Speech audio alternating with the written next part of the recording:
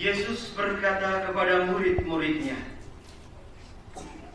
"Karena itu, aku berkata kepadamu, janganlah khawatir akan hidupmu, akan apa yang hendak kamu makan, dan janganlah khawatir pula akan tubuhmu, akan apa yang hendak kamu pakai. Sebab hidup itu lebih penting daripada makanan, dan tubuh itu lebih penting daripada pakaian. Perhatikanlah burung-burung gagak yang tidak menabur dan tidak menuai, dan tidak mempunyai gudang atau lumbung, namun demikian diberi makan oleh Allah. Betapa jauhnya kamu melebihi burung-burung itu. Siapakah di antara kamu yang karena kekhawatirannya dapat menambahkan sehasta pada jalan hidupnya? Jadi, jikalau kamu tidak sanggup membuat barang yang paling kecil, mengapa kamu khawatir akan hal-hal lain? Perhatikanlah bunga bakung yang tidak memintal dan tidak menenun. Namun aku berkata kepadamu, Salomo dalam segala kemegahannya pun tidak berpakaian seindah salah satu dari bunga itu. Jadi, jika rumput di ladang yang hari ini ada dan besok dibuang ke dalam api, demikian didandani oleh Allah, terlebih lagi kamu, hai orang-orang yang kurang percaya. Jadi, janganlah kamu mempersoalkan apa yang akan kamu makan atau apa yang akan kamu minum, dan janganlah cemas hatimu. Semua itu dicari bangsa-bangsa di dunia yang tidak mengenal Allah. Akan tetapi Bapamu tahu bahwa kamu memang memerlukan semuanya itu. Tetapi carilah kerajaannya, maka semuanya itu akan ditambahkan kepadamu.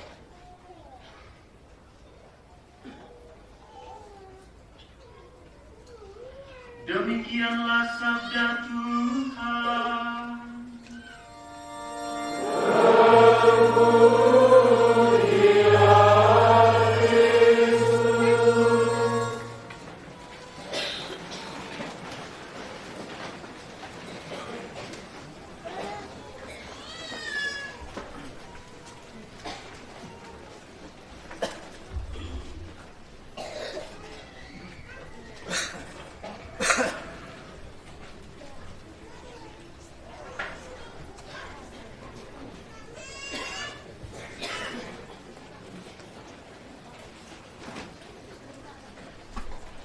Mau dibilang khotbah,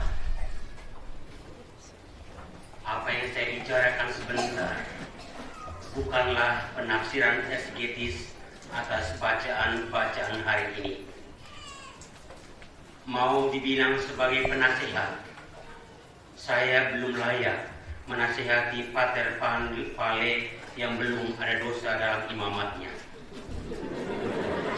Tetapi saya lebih cocok berbicara sebagai sama saudara dalam imamat, khususnya SPD. Hidup yang tidak ada masalah adalah juga masalah. Masalah itu selalu menimbulkan khawatir. Khawatir kalau rekening listrik yang tidak dibayar sebulan, jangan-jangan meteran akan dicabut. Khawatir kalau sudah berusia di atas 30 tahun tapi belum mendapat jodoh, jangan-jangan akan jomblo seumur hidup. Khawatir kalau seorang suami memiliki HP dengan 2 kartu dan passwordnya dirahasiakan, jangan-jangan memiliki istri cadangan.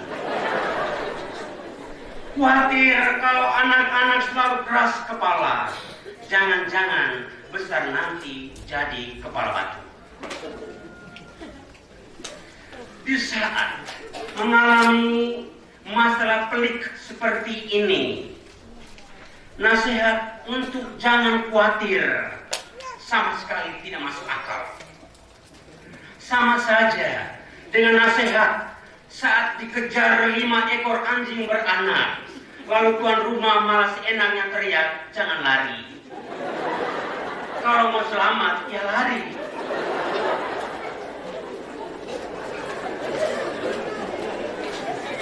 Khawatir selalu disertai dengan kata jangan-jangan, yang menandakan rasa tidak nyaman dan bahkan cemas, yang bisa bikin pikiran terganggu dan bahkan takut yang luar biasa.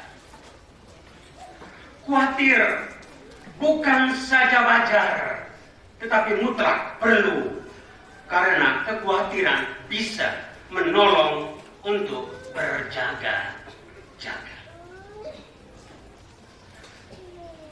Pale ini manusia unik dan problematis. Ia unik karena cerdas dan pandai, teristimewa mengutak-ngatik komputer rusak, sehingga banyak orang tertolong termasuk saya. Ia juga unik karena orangnya santai, tetapi amat sangat pasti hasilnya. Ia problematis karena sejak seminari menengah hingga seminari tinggi, hidupnya selalu di ujung tanduk. Kalau Pale tidak pernah bikin khawatir Bapak Wens dan Mama Ansela, justru bagi kami yang dampingi dia di seminari menengah dan seminari tinggi, sangat mengkhawatirkan Pale ini. Saya sebut saja beberapa contoh. Di seminari OFI Kupang, dulu Pale nyaris dikeluarkan gara-gara malam hari sembunyi-sembunyi masuk kamar komputer, ditangkap oleh salah seorang pembina dan dilaporkan kepada kepala sekolah. Pale lolos karena ada temannya yang sekarang jadi imam dan tadi baca Injil.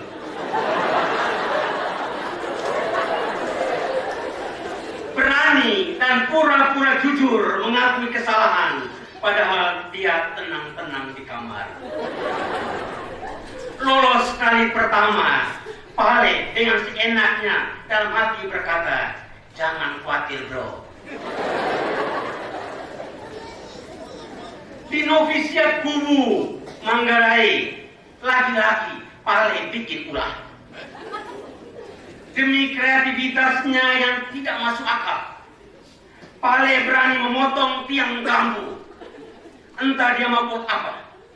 Lalu didapati oleh seorang pembina, disidangkan, tapi Pale lolos.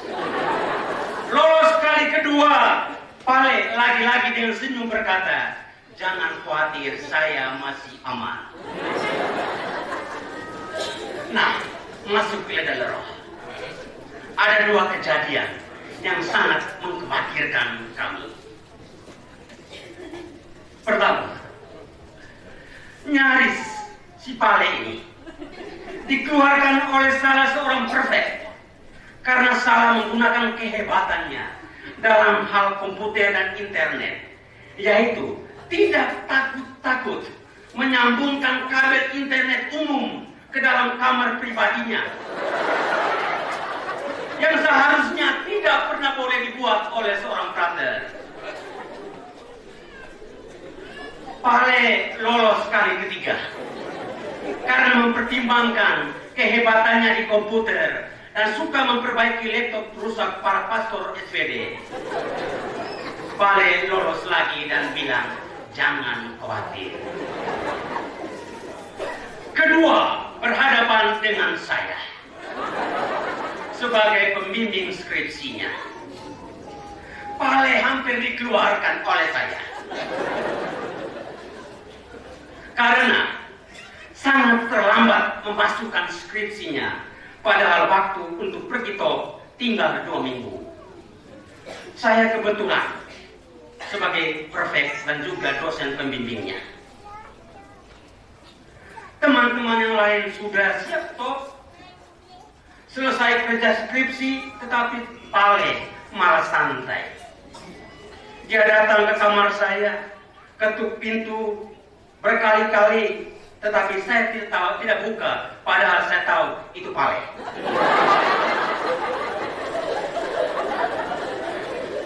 Baru hari itu, dalam sejarah hidup saya melihat seorang laki-laki menangis sampai air matanya menetes ke lantai kamar saya. Saya masih bersikeras menolak skripsinya. Pale juga dengan sopan sesopannya meminta dimaafkan. Kami diam sejenak di kamar. Dalam hati dan dalam diam itu saya berpikir, jangan-jangan suatu saat nanti Pale jadi imam yang lebih baik dari saya.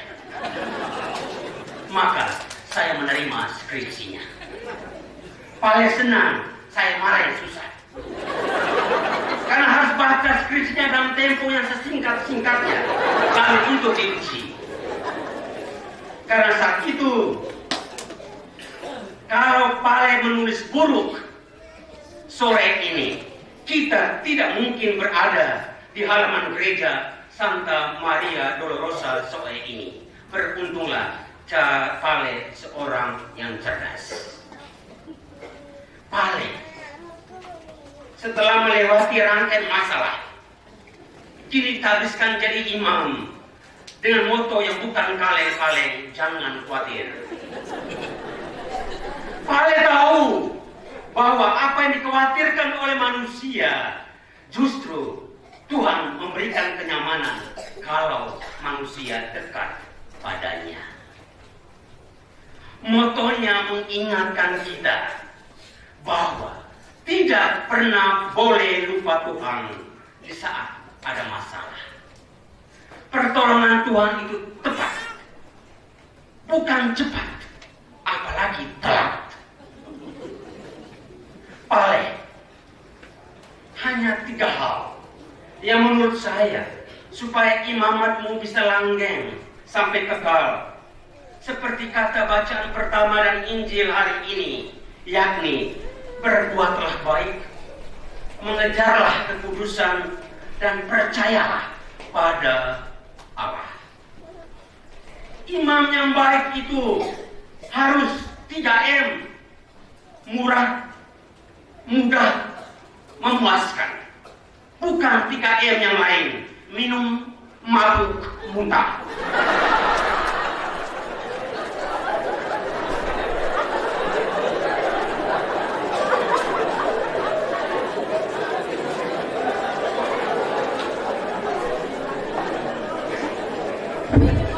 Murah senyum berarti ramah pada semua orang. Makanya Pale, jadilah imam yang meskipun suara keras saat galak, tetapi hati tetaplah lembut. Jadilah imam yang bisa marah, tetapi tidak pernah boleh dendam. Jadilah imam yang penuh kasih, tapi tidak pernah pilih kasih dalam pelayanan. Yang kaya didahulukan, yang miskin tunggu ada waktu. Mudah berarti Pale harus pandai bergaul dengan siapa saja. Mudah diminta untuk pelayanan, mudah untuk rendah hati, mudah untuk memberi amal, dan mudah untuk memiliki perilaku yang tidak mendusakan umat. Memuaskan berarti cakap dalam hidup rohani dan memuaskan dalam pelayanan. Sebab seorang imam dipanggil untuk memuliakan Tuhan, membahagiakan banyak orang sambil membuat diri sendiri menderita. Soal mengejar kekudusan dan percaya pada Tuhan, hanya ini pesan saya untuk imam baru dan kita sekalian yang hadir. Tuhan tidak menyuruh kita untuk tidak boleh khawatir dengan masa depan, soal makan, minum, dan lain-lain. Yang layak dikhawatirkan adalah cara-cara hidup yang menghalangi kita untuk masuk ke dalam kerajaan Allah. Kita semua di sini adalah orang-orang berdosa, tetapi ada dua tipe pendosa: sadar diri dan bangga diri dengan dosa. Kita semua di sini beragama, tetapi juga ateis. Yang ciri-cirinya ada dua: ingat Tuhan kalau ada masalah, dan ingat Tuhan kalau ada waktu sisa.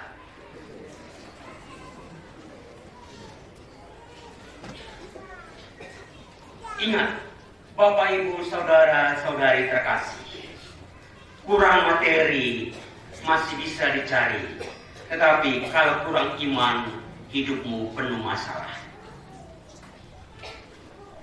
Kita hidup di zaman yang serba online. Pacaran online, beli barang online, sampai pada berantem online. Kenapa? Relasi kita dengan Tuhan jarang online. Pacaran online itu memang tidak enak. Cium tidak kena, peluk tidak rasa, tetapi kalau marah, rasa sakit sekali di hati.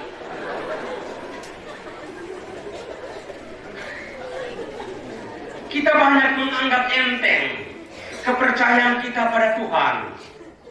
Dan kalau sudah bersikap seperti ini, kita semakin jauh dari kerajaan Allah. Waktu masih muda, seperti mereka yang keluar ini, menyanyi lagu yang lagi viral, bukan anggur merah, kakak cuma mampu sopi kepala. Setelah sakit mulai khawatir, cari pendoa dan bilang orang buat. Waktu masih muda, larikan motor gaya standing, kecepatan melebihi kecepatan udara. Dan pada saat cium aspal baru dibilang ini tempat angker.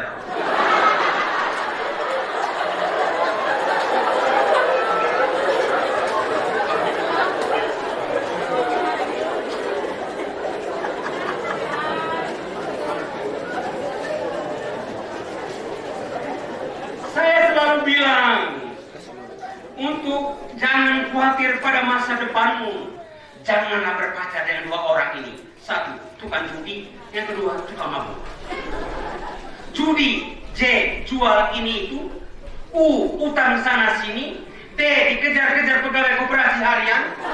I, istri anak terlantar. Tukang mabuk, orang NTT ini, termasuk di Soe ini, kalau pergi pesta seperti sore ini, sebelum beli bokeh, sopannya macam ayam potong. Tetapi kalau sudah diberi minuman bokeh sebentar, kesurupannya melebihi ayam hutan.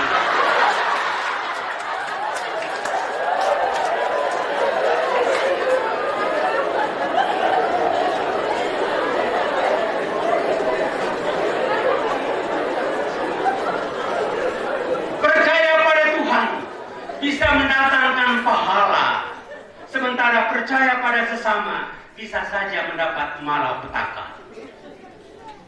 Percaya pada Tuhan itu mendatangkan rasa nyaman, sementara percaya pada sesama bisa saja melahirkan rasa terlalu sayang, terlalu cinta, dan hasilnya terlalu luka.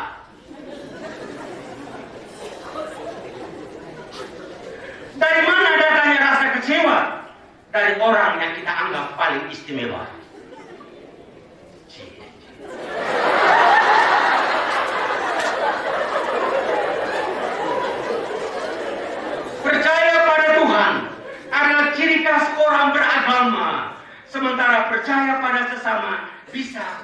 berbahaya. Apalagi percaya pada rayuan maut di WA dan Facebook. Yang sedang pacaran biasanya percaya sekali pada rayuan di medsos ini. Malah anak SD atau SMP gaya pacarnya lebih ngeri dari mereka yang sudah ada KTP. Ade, jangan panggil aku mantan ya. Sebut saja aku alumni. Siapa tahu besok lusa kita bisa reuni.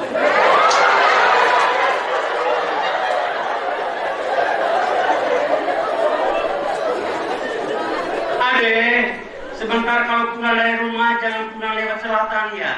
Kenapa kak? Soalnya hati saya tidak bisa diutarakan.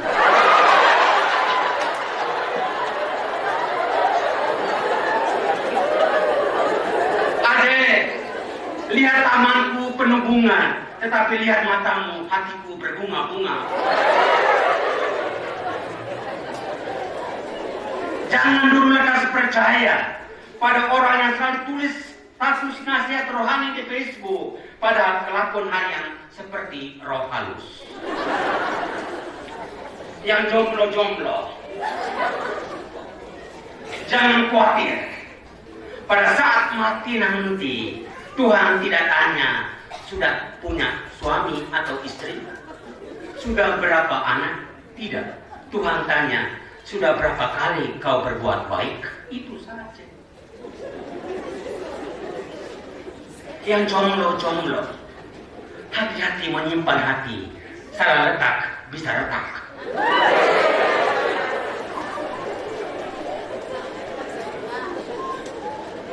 Hati-hati memilih pasangan.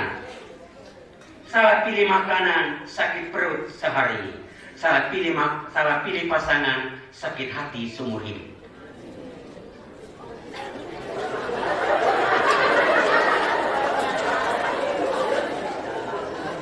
Tanda retaknya hati adalah dulu pacaran sempat tergila-gila, setelah nikah malah gila benaran.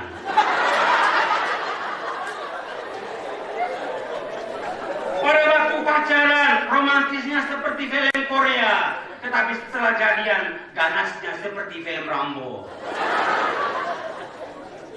Masih pacaran suka bercanda yang bikin sayang, setelah menikah sayangnya cuma bercanda. Makanya saya bilang, senyum manis lebih baik daripada janji manis. Ingat ya nona-nona yang masih jomblo ini. Lipstik boleh mahal, tetapi bibirmu tidak murahan.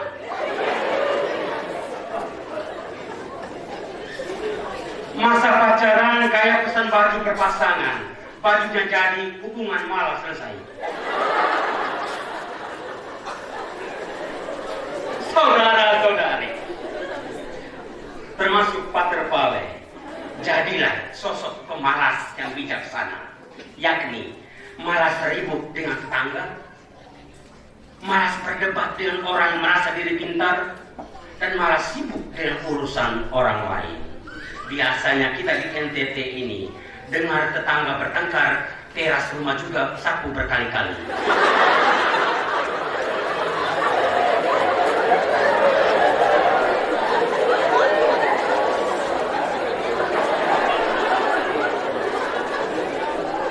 Yang sudah berkeluarga, papa mama sekalian, supaya engkau tidak memiliki kekhawatiran di masa yang akan datang tentang keluargamu, maka cintailah pasanganmu seutuhnya, bukan sebutuhnya.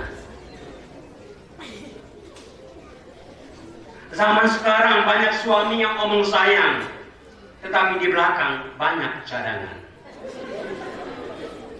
Mama, kalau suamimu di rumah bikin engkau sedih, tidak usah marah. Ajaklah dia dan duduk lalu bilang, Bapak, ini rumah tangga atau rumah duka?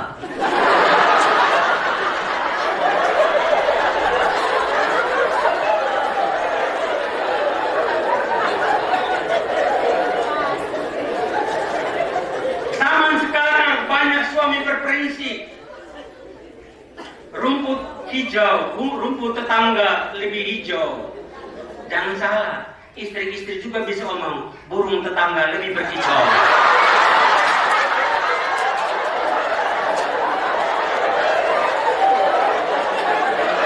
Kalau suami-suami bisa ganti oli, istri-istri juga bisa ganti motor. Persoalan rumah tangga kalian jangan dibawa ke Facebook, sebab Facebook tidak pernah menyuruh engkau kawin. Lidah buaya bikin wajah glowing, lidah tetangga bikin kepala pusing. Kale,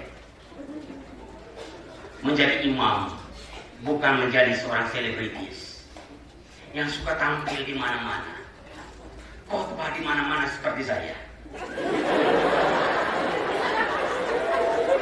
Selalu dikerumuni orang yang bisa memunculkan tren idolatria selebritis. Justru sebaliknya Pak, di tengah-tengah riuh keramaian dan kedangkalan cara berpikir orang, di tengah-tengah situasi yang tidak menentu, di tengah orang-orang yang kurang beruntung, engkau justru harus menawarkan keselamatan. Pribadi yang semacam inilah yang saya sebut pribadi yang selebrabilis. Layak dan pantas dirayakan. Pribadi yang memiliki pesona ilahi karena ada kesatuan organis, yakni tubuh yang rapuh dan roh ilahi yang selalu berdaya guna. Pale, jadilah selalu imam SPD.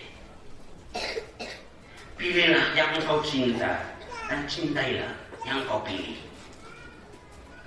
Sekali lagi, jadilah imam SPD, Societas Verbi Divini, bukan SPD, sumber virus dosa. Pale, Provinsi Ende menunggu. Amin.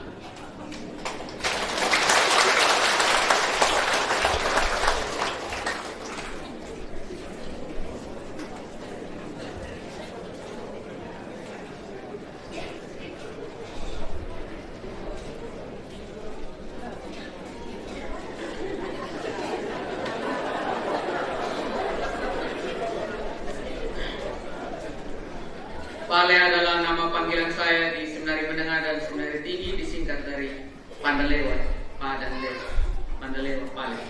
Saudara-saudari sekalian, setelah mendengarkan sabda Tuhan dan merenungkannya, mari kita semua bangkit berdiri dan memperbaharui iman kepercayaan kita. Aku percaya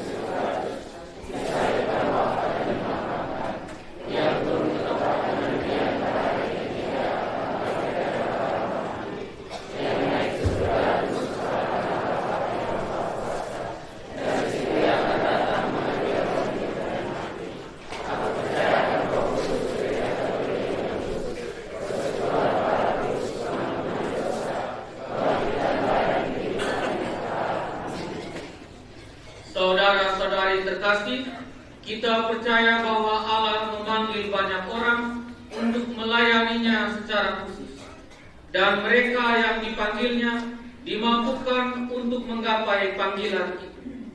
Dia yang memanggil itu adalah Allah yang Maha Murah, yang senantiasa mendengarkan doa-doa kita. Maka marilah dengan rendah hati kita panjatkan doa-doa permohonan kita kepadanya. Ya Bapa yang penuh kasih, semoga dengan kuasa Roh Kudus-Mu, para pemimpin gereja kami tak jemu-jemu mewartakan kabar keselamatan-Mu, agar semua orang dapat mendengarkan sabda-Mu dan melaksanakannya, kendati menghadapi berbagai macam godaan dan tantangan. Marilah kita mohon.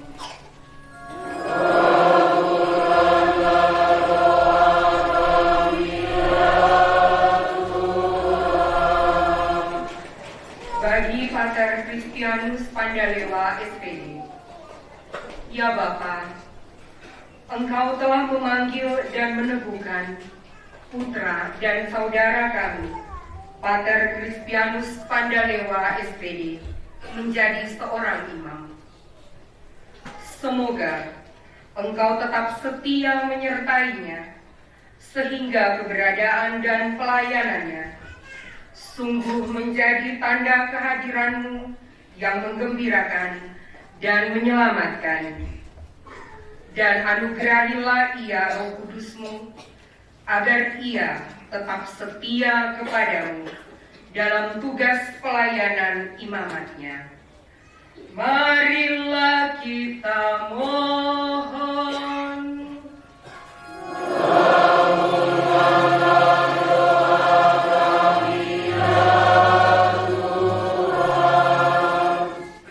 Bagi orang tua dan segenap anggota keluarga dari Villaris.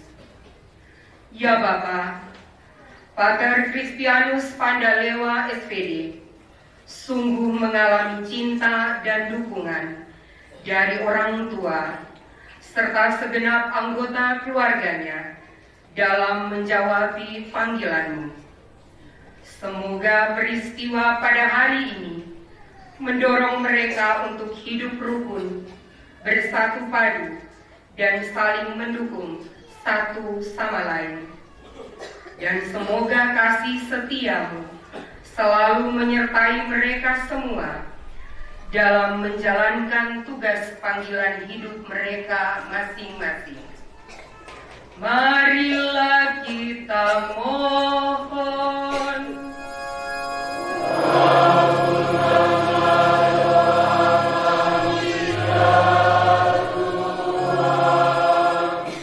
Bagi seluruh anggota keluarga yang telah meninggal dunia, ya Bapa, ampunilah dan bebaskanlah segala dosa dan kesalahan dari anggota keluarga besar kami yang telah meninggal dunia.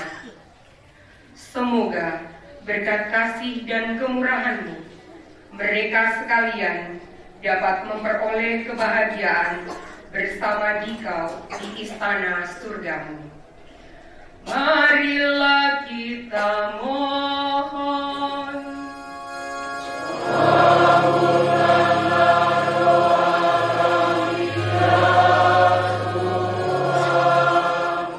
Bagi para pendidik, penjasa, dan penderma, ya Bapa, anugerahilah para pendidik, penjasa, dan penderma kami dengan rahmat kegembiraan, penghiburan, dan kesehatan dalam hidup dan usaha mereka.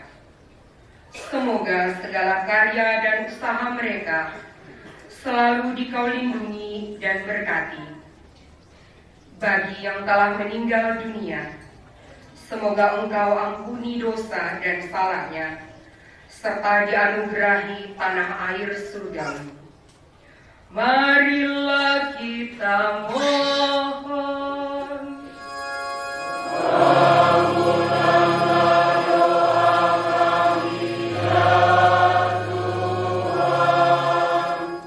Bagi anggota panitia perayaan syukur imam baru, ya Bapa, ganjarilah seluruh anggota panitia syukuran imam baru yang telah bekerja keras untuk menyukseskan perayaan ini dengan rahmat kegembiraan, kesuksesan, penghiburan, dan kekuatan. Semoga semua pelayanan yang telah mereka tunjukkan mendatangkan berkat bagi sesama dan kemuliaan